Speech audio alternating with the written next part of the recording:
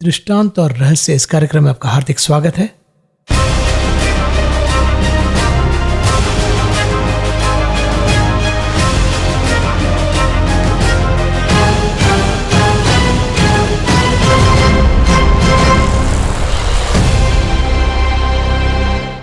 Secrets of the parables. Let's welcome brother MD Jagan. Brother Jagan, welcome to the programme. ये हमारा दूसरा episode है। पहला एपिसोड बहुत ही मुख्य है क्योंकि वो फाउंडेशन है। आज हम एक बहुत ही मुख्य दृष्टांत देखने जा रहे हैं जिसे मैथ्यू ने रिकॉर्ड किया। वो एक इंटरेस्टिंग पैराबल मैथ्यू 9 में रिकॉर्ड हुआ है और मैं इसे सवाल के तौर पर पूछ रहा हूँ।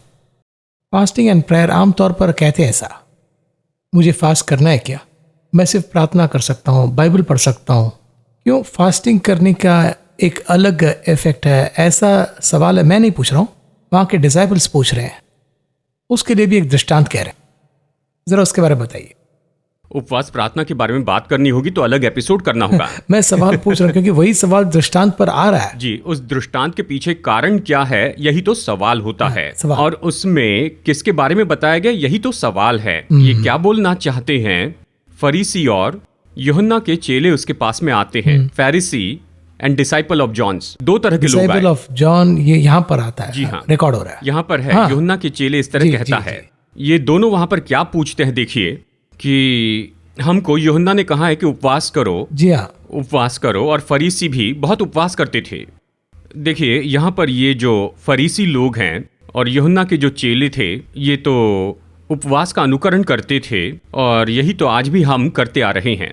यानी 21 दिन का उपवास होता है, फिर 40 दिन का उपवास होता है। इस तरह से उपवास रखते हैं। मैं ये नहीं कह रहा कि ये गलत है। ये तो अनुशासन, आचरण, प्रार्थना, ऑर्डर ऑफ सर्विस, ये सब गलत नहीं है। समय की मजबूरी है कि हम ऐसा करेंगे, ये करना ठीक होगा। इस तरह कलीसिया के अगुवे और प्राचीनों ने एक समय निश्चित किया था। ये गलत है नहीं कह रहा हूं। क्या ये बाइबल के संबंध में ये सवाल उठाते वक्त यही है कि ये बाइबल का नियम नहीं है? 2-3 नियम हैं। एक तो परमेश्वर ने दिया हुआ है, दूसरा कलीसिया के प्राचीनों द्वारा हमारे लिए बनाए गए हैं, तीसरा हमने अपने लिए बनाए नियम है स्वयं की धार्मिकता। अब देखिए यहाँ पर मैं यही तो कहता हूँ, ये जो फरीसी और ये जो यूहन्ना के चेले थे वही उन लोगों ने बनाया था और पुराने नियम में जो था ये वही है। लेकिन सवाल बहुत अच्छा अच्छे सवाल थे। हम उपवास करते, ये नहीं करते। यीशु के जो चेले थे, यीशु के जिंदा रहते हुए 3.5 साल तक मानो राजा के जैसे जीवन जिए। सिर्फ उसके साथ में चल रहे थे। अच्छा खाना मिलता था, यानी चलते हुए रास्ते में जो खेत था उसकी बालें तोड़कर खाते थे। और फिर धनी के घर गए, शिमोन के घर जाकर अच्छा खाना खाए। साथ ही यीशु ने उन्हें भूखे नहीं रहने दिया। ख्याल रखें, बच गया था तो उसे 12 टोकरी में जमा कर लो कहाँ। यानी ऐसे ही हो रहा था। ऐसे समय में ये सवाल आता, इसका दृष्टांत में जवाब देते हैं। देखिए क्या कहते हैं, कोरे कपड़े का पैबंद पुराने वस्त्र पर कोई नहीं लगाता, नहीं तो वो पैबंद उस वस्त्र से कुछ और खींच लेता और वो अधिक फट जाता है। लोग नया दाखरस पुरानी मशकों में नहीं भरते हैं, क्योंकि ऐसा करने से मशकें फट जाती हैं और दाखरस बह जाता और मशकें नष्ट हो जाती हैं। नया दाखरस नई मशकों में भरते हैं और वे दोनों बचे रहते हैं। ऐसा क्यों? अचानक यीशु इस बात पर क्यों आ गए? सवाल का जवाब डायरेक्टली नहीं है। जो सवाल मैंने शुरू में किया था उसे यहाँ पर हम जोड़ सकते हैं। कैसे जोड़ सकते हैं ये बताता हूँ। यहाँ क्या बोलना चाहते हैं? नया दाखरस, पुराना दाखरस, इसे थोड़ा सा विवरण के साथ में समझाना होगा। पुराना दाखरस, नया दाखरस। दाखरस जो है ये तो वाचा को दर्शाने वाला है। पुराने नियम में दाखरस को लाने के बारे में बताया गया है। दाऊद ने दाखरस लाया। ये दाखरस ये तो बड़ी यात्रा है। इसे अच्छे से देखे तो देखिए, शाऊल के हाथ में मश्क दी जाती है।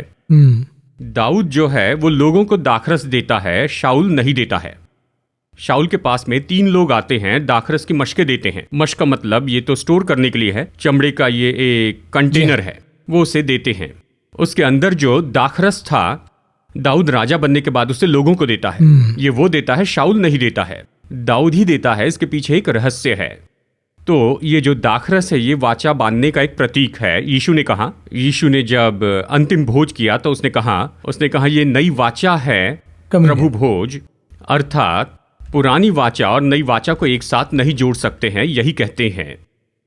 प्रार्थना के विषय में इसको क्यों कहते हैं यदि पूछे तो, जैसे मैंने पहले बताया, पुराने नियम की प्रार्थना को अगर लेकर नए नियम की प्रार्थना के साथ इसे नहीं जोड़ सकते हैं। उस रिवाज को इस रिवाज के साथ में नहीं जोड़ सकते हैं। पर वो भी चाहिए, ये भी चाहिए, उसे उसमें डालकर रखिए, इसे इसमें डालकर रखिए। क्यों? अगर इस तरह से पूछे तो उसे इसके साथ मिक्स करेंगे तो वो बर्बाद हो जाएगा।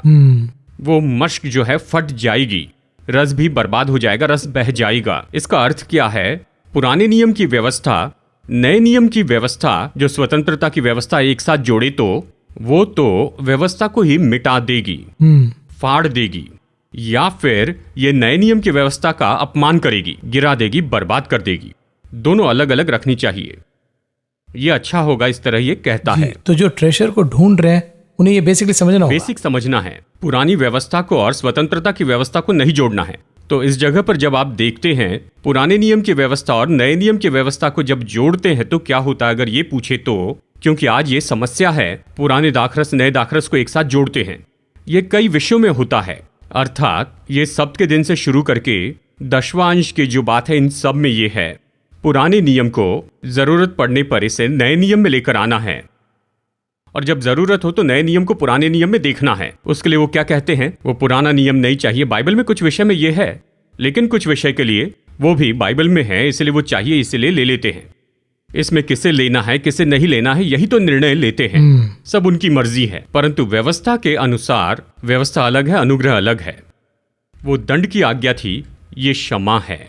अब इन दोनों को एक साथ जोड़े तो क्या होगा, देखिए, ये दोनों एक दूसरे को बर्बाद कर देगी। अब ये इन दोनों को एक साथ नहीं जोड़ना है, एकदम स्पष्ट वचन है ना, ये वो दृष्टांत है। अभी इसी सीधे वचन को पौलुस यहां पर लिखता है 7वां अध्याय इब्रानियों की पत्री में 11वां वचन, हिब्रू 7:11। यदि लेवीय याजक पद के द्वारा सिद्धि प्राप्त हो सकती, जिसके सहारे लोगों को व्यवस्था मिली थी, तो फिर क्या आवश्यकता थी कि दूसरा याजक मल्कीसदेक की रीति पर खड़ा हो और हारून की रीति का न कहलाए? क्या कहता है, फिर क्या आवश्यकता थी कि दूसरा याजक मल्कीसदेक की रीति पर खड़ा हो? देखिए यहां पर ये क्या पूछता है, इसका मतलब पहले ही हारून के माध्यम से यहूदियों को व्यवस्था बनाकर दे दी है, वो सब है। अगर वो परफेक्ट है तो फिर यीशु आकर दूसरी व्यवस्था क्यों बनाना चाहते हैं? यीशु ने यहाँ पर नई वाचा इस तरह कहा है, इसे पियो, ये मेरी नई वाचा है। यहाँ पर नया शब्द उपयोग किया गया, यानी नया आ चुका है तो फिर पुराना वेस्ट हो गया, ये अर्थ है। नया शुरू हुआ तो पुराना रुक गया, ये अर्थ है। इस तरह ये लिखा है, हिब्रू 7:11 में है। इसी को यीशु यहाँ पर कहते हैं, पुराना दाखरस और नया दाखरस, पुरानी वाचा और नई वाचा। वैसे ही डैनियल को कह रहे हैं ना कि इसे तुम लिखकर इसे लिखो, बस इसके आगे मैं तुम्हें कहूंगा, बस अभी तुम्हारा ये काम खत्म हो गया, ऐसा उतना ही है। दानियल किसको लिखता है? यहूदियों को लिखता है, स्पष्ट है। उस समय के दौरान, उस समय के यहूदियों को लिखता है, यहूदियों को लिखकर रोक देता है। अभी मैं क्या करूंगा, नई वाचा दूंगा। वो किसकी होगी? अन्य जातियों की। यहाँ तक कि डैनियल से भी कुछ बातें छुपा लिए, वहां छुपाया, यहाँ यूहन्ना को दिया। इसका रहस्य उसमें, उसका रहस्य इसमें है, ले सकते हैं। लेकिन हमें उसे पढ़ना भी जरूरी है, जरूरी है, लेकिन इन दोनों को जोड़ना नहीं है। अभी देखिए, व्यवस्था के अनुसार दानियल वहां पर बताता है, स्वतंत्रता की व्यवस्था के अनुसार यहाँ प्रकाशित वाक्य में हम इसे एक साथ पढ़ सकते हैं, पर इन दोनों को एक साथ अप्लाई न करें। कैसे हम बैलेंस करें? लॉ एंड ग्रेस हम बात करते हैं, तो कैसे, how do we balance this? ये एक और एंगल है और वो दूसरा एंगल में। समटाइम्स अगर आप ग्रेस का एंगल लेंगे तो वो एक अलग तरफ जाता है, ग्रेस, हाइपर ग्रेस, इस तरह जाता है, और इसको अगर लेंगे तो ये एक और टाइप में जाता है। कैसे, how do we is a Christ, कैसे बैलेंस करके कह रहे हैं? मैं एक उदाहरण के रूप में कह रहा हूँ। आप एक दृष्टांत करें। कहिए ब्लैक टी है और दूसरी नॉर्मल टी है। ब्लैक टी पीने वाले उसके अंदर दूध नहीं मिलाते, शक्कर नहीं मिलाते हैं, ऐसे ही पीते हैं, बहुत अच्छी लगती है जी। यदि आप नॉर्मल चाय पिए तो उस चाय में तो दूध होता है, ब्लैक टी की चाय पत्ती भी होती है और शक्कर भी होती है, इसमें सब कुछ है। जी हाँ। जो ब्लैक टी मांगते हैं वो ब्लैक टी ही पीते हैं। चाय कहे तो सामान्य रूप में जिसमें दूध मिला होता है, ऐसी साधारण सी चाय।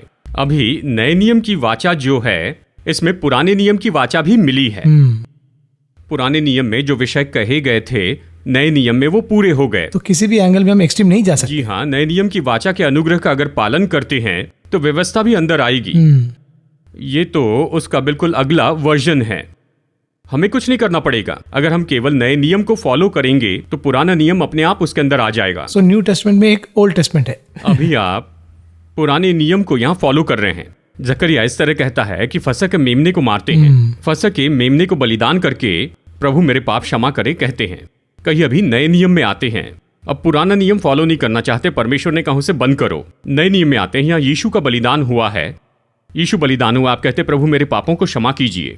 अभी आप यीशु से ये कहते हैं तो क्या मेमने का बलिदान चढ़ाना होगा? मेमने के बलिदान की जरूरत नहीं, जरूरी नहीं है, क्योंकि मेमने की जगह पर यीशु बलिदान हुए। दृष्टांत है, क्लियर है। यीशु से क्षमा मांगनी है तो ये उसे फॉलो करने जैसे है।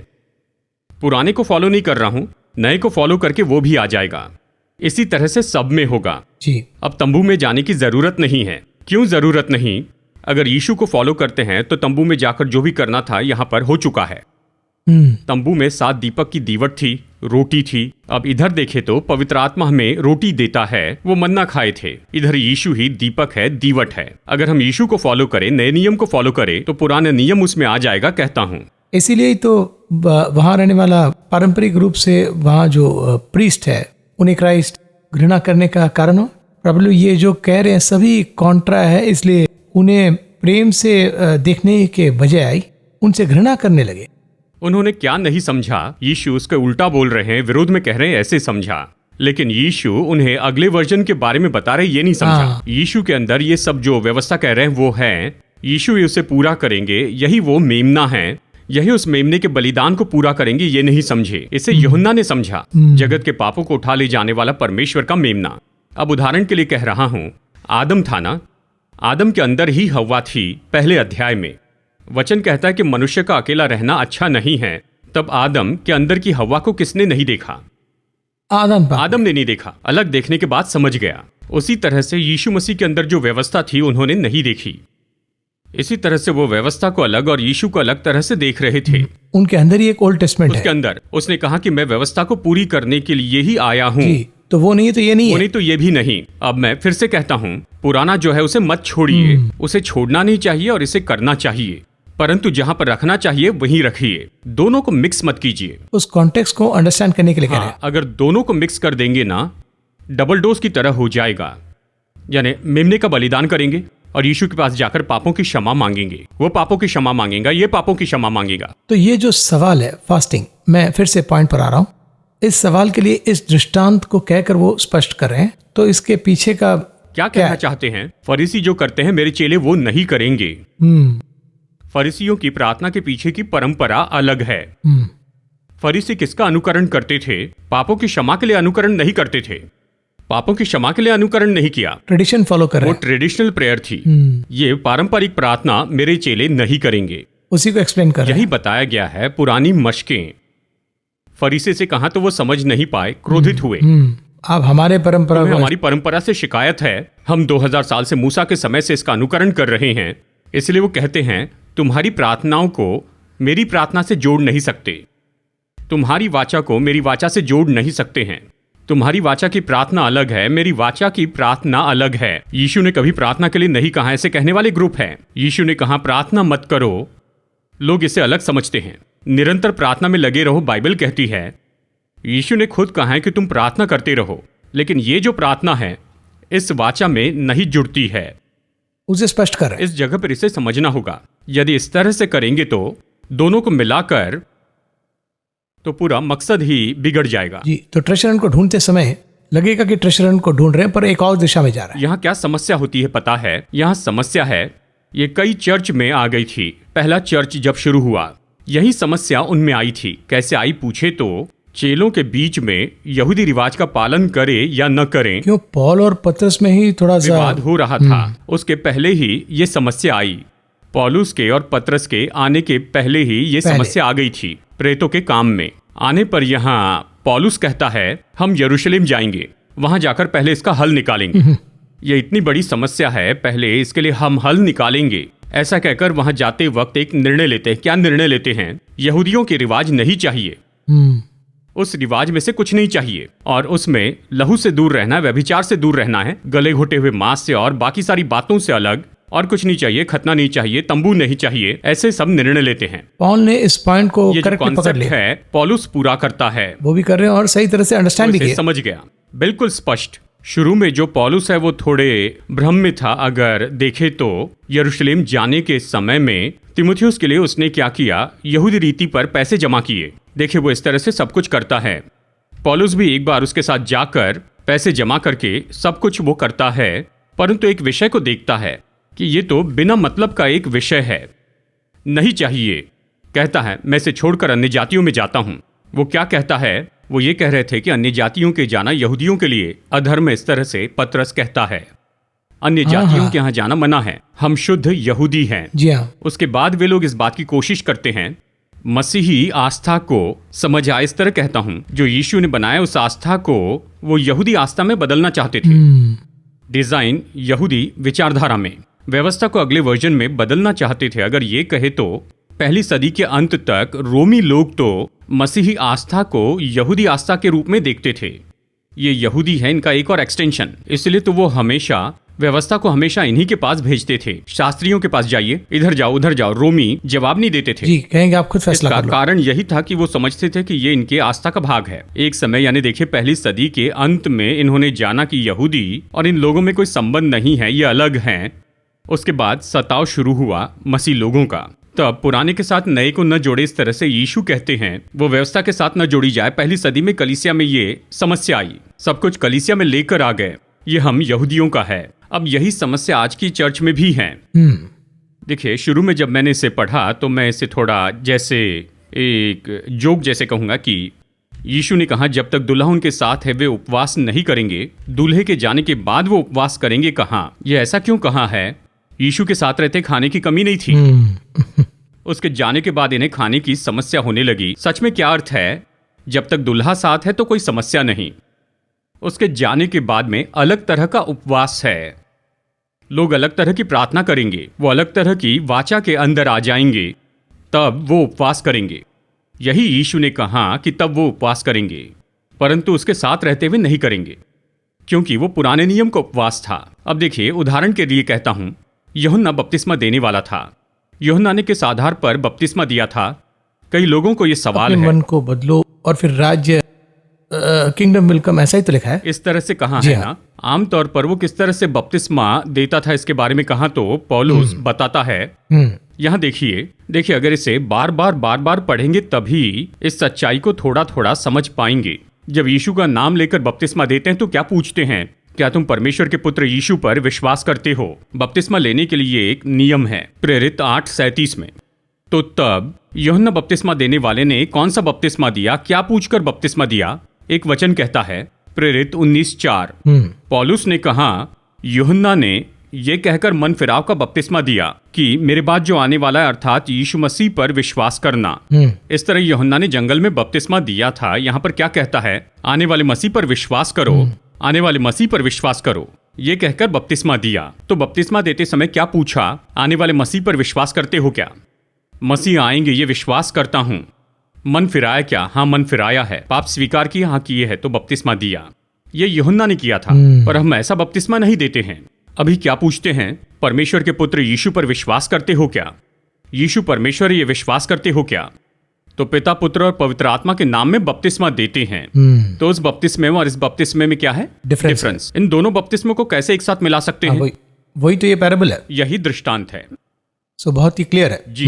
वो बपतिस्मा अलग है, ये बपतिस्मा अलग है, दोनों को एक साथ नहीं जोड़ते। वो बपतिस्मा लेने वाला व्यक्ति अगर पूछता है कि यीशु आपके चेले क्यों उपवास नहीं करते हैं, उसका सवाल भी सही है। हाँ, तभी यीशु कहते हैं, देखिए उदाहरण के लिए कहता हूं, तुम अलग रीति से अंदर आए व्यक्ति हो, वो अलग रीति से अंदर आए व्यक्ति हैं। इन दोनों रीति को एक साथ नहीं जोड़ सकते। यदि इन दोनों को जोड़े तो क्या होगा पूछे तो ये दोनों बर्बाद हो जाएंगे। इसलिए व्यवस्था अलग से रहने दो और अनुग्रह को अलग रहने दो। अनुग्रह को अलग रहने दो मतलब व्यवस्था को नहीं मानो ये नहीं है। अनुग्रह का अनुकरण करते समय व्यवस्था उसके अंदर आएगी, ये उसमें आ जाएगी, पर उसे सही करना चाहिए। अब देखिए कुछ लोग ऐसा करते हैं, अनुग्रह का अनुकरण तो करते हैं, जरूरत पड़ने पर व्यवस्था लाते हैं, जरूरत पर अनुग्रह लाते। इसीलिए कह रहे हैं कि मिक्स करना ठीक नहीं, मिक्स करना गलत है, नहीं तो दोनों बर्बाद होंगे। एक दूसरे के साथ इसे न जोड़े, नए और पुराने कपड़े को न जोड़े, दोनों को अगर जोड़ देते हैं। वो संसार का उदाहरण देते हैं, हम इसे आत्मिक रीति से देखते हैं। उद्धार का वस्त्र, उनको दिया हुआ उद्धार का वस्त्र तो अलग है, हमें दिया हुआ उद्धार का वस्त्र अलग है। अर्थात यानी वहां पर जो वस्त्र दिया गया था वो अलग है, और उद्धार पाने के बाद जो हम वस्त्र पाते हैं वो तो अलग है। नए नियम में मलमल का वस्त्र है, ये अलग है। इन दोनों को एक साथ नहीं सी सकते, नहीं जोड़ सकते। यानी पुराने नियम के पवित्र लोग और नए नियम के पवित्र लोग, इन दोनों को जोड़ सकते हैं क्या? वचन स्पष्ट बताता है, परमेश्वर ने हमारे लिए पहले से उत्तम बात ठहराई है कि वे हमारे बिना सिद्धता को न पहुंचे। ये दोनों अलग अलग हैं, यानी इन दोनों को अलग रखना है, दोनों को नहीं जोड़ना है। यही तो सबसे मुख्य बात है। विषय इस पैराबल में फास्टिंग से शुरू होकर उनका कहा दृष्टांत, क्राइस्ट का कहा दृष्टांत, ओल्ड टेस्टामेंट, ये न्यू टेस्टामेंट, इसे कैसे देखना है हमने क्लियरली एक्सप्लेन किया। इस ट्रेजर हंट में जो ज़रूरी चीज़ हमें सीखना है वो बहुत ही स्पष्ट है। उस ट्रेजर को फोकस करके ही हमें जाना है, और अगर आसपास में फोकस करेंगे तो ट्रेजर को हम मिस करेंगे, ऐसा हमने जान लिया। ये सीक्रेट्स ऑफ द पैराबल्स, इस शीर्षक पर हमारा कार्यक्रम चल रहा है। अब इस दृष्टांत के पीछे आज ये जो पर्टिकुलर दृष्टांत हमने जो देखा, उसमें और क्या क्या रहस्य है? आपने शुरू में एक सवाल पूछा था, और वो सवाल क्या था? देखिए, मत्ती में और लूका में जी बड़ा फर्क है ना। मत्ती में दृष्टांत कैसे खत्म होते, अगर ये देखे तो कैसे खत्म होते हैं। देखिए अध्याय 9 में यहाँ दृष्टांत के बारे में कह रहा है, वो उनसे यही बातें कह रहा था। देखिए वचन 18 में, देखिए वो उनसे ये बातें कह ही रहा था कि देखो वहाँ पर एक मनुष्य आया, यहाँ एक सरदार ने आके उसे प्रणाम किया और मेरी बेटी मरने पर इस तरह से कहा।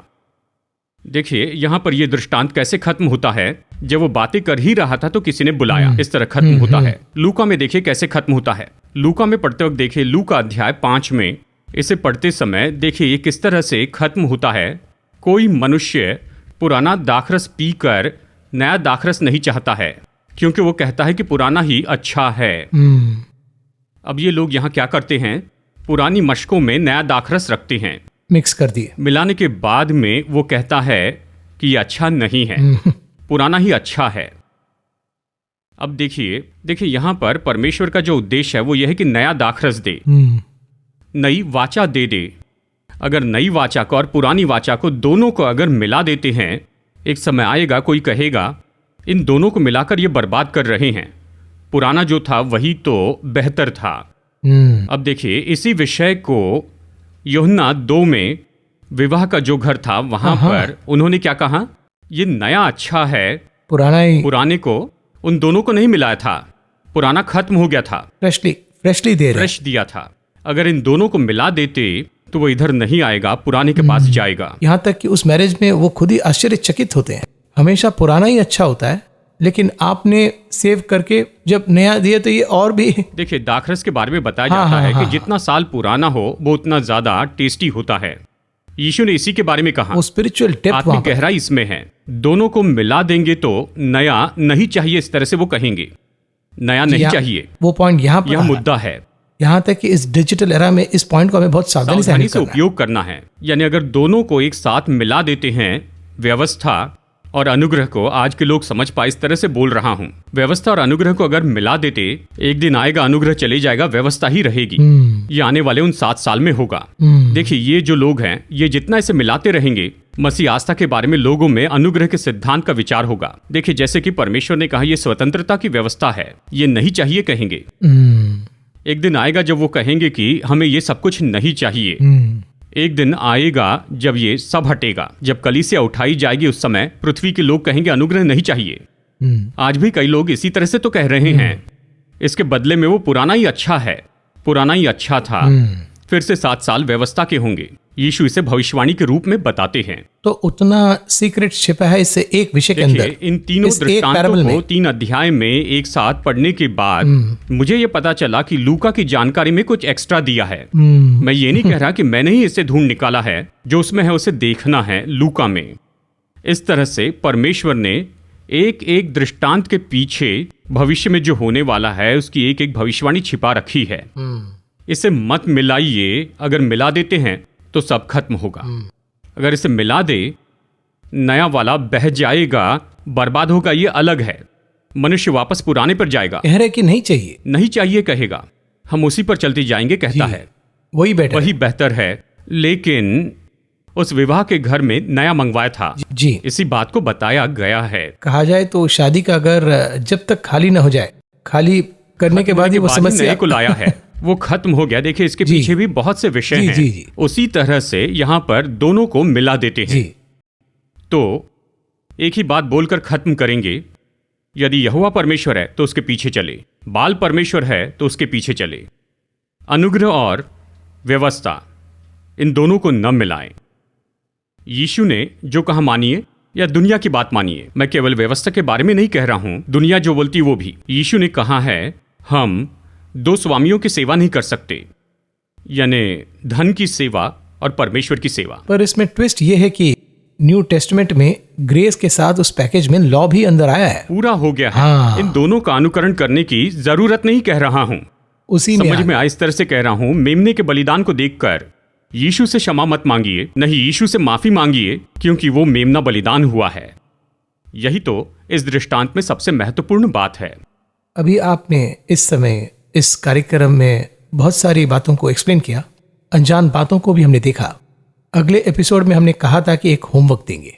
अगला पैराबल हम किसके बारे में देखेंगे देखिए, और उसके लिए दर्शक को कैसे प्रिपेयर करना है? अगले हफ्ते देखेंगे लैम्प स्टैंड, दीवट पर, यानी दिया जलाकर दीवट पर रखते हैं, इस तरह से एक दृष्टांत दिया है। ये मत्ती 5 में है और मरकुस 4 में दिया है, लूका 8 में है। इसी के बारे में हम अगले हफ्ते देखेंगे। इसी के बारे में दर्शकों को प्रिपेयर करने से तैयार अच्छा रहना है, होगा। मनन करना है। इसके बारे में आप हमें ईमेल कर सकते हैं, कमेंट्स लिख सकते हैं। हम उसके बाद में जो भी होगा उसे देखेंगे। इसमें कोई ऊपर नीचे नहीं है। हमसे ज्यादा हमारे दर्शकों से हमें प्रकाशन आएगा, उन लोगों से हम सीख पाएंगे। जी। प्रभु की इच्छा हो तो हम इसे देखेंगे। बहुत बहुत धन्यवाद ब्रदर जगन। इस कार्यक्रम में हमने बहुत सीक्रेट्स रिवील किया, बल्कि ये कहूँ कि पवित्र आत्मा ने रिवील किया है। बहुत ही अच्छा लगा। अगले पैराबल के लिए वेट कर रहा हूँ। उसके साथ again will meet again in understanding or discovering the secrets of parables. धन्यवाद, नमस्कार। धन्यवाद।